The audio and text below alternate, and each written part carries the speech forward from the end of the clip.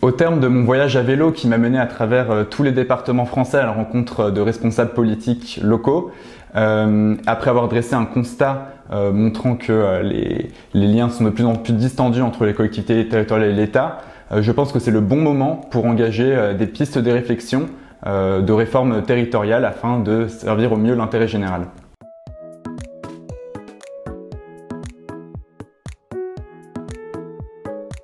Donc dans un premier temps, ce qui est remonté du terrain, c'est vraiment un besoin de plus de souplesse exprimé par les collectivités territoriales, et cela pourrait se matérialiser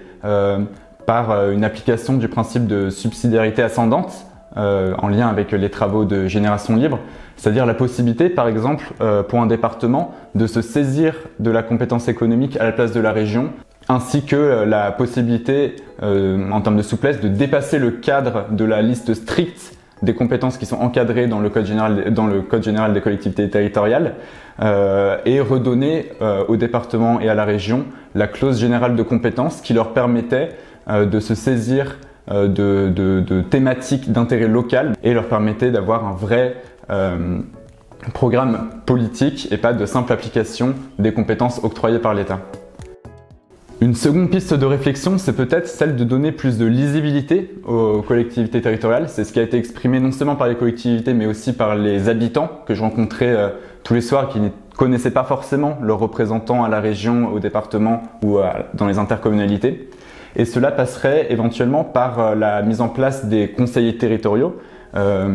qui permettraient d'en finir avec les scrutins de liste qui désincarnent parfois les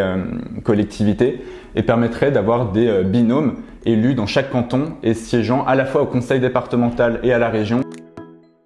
Et donc ce qu'on peut retenir de tous ces témoignages et de ces constats dressés au cours de ce voyage, c'est finalement que c'est le bon moment pour engager des réformes territoriales, car la question territoriale est vraiment au cœur des enjeux démocratiques actuels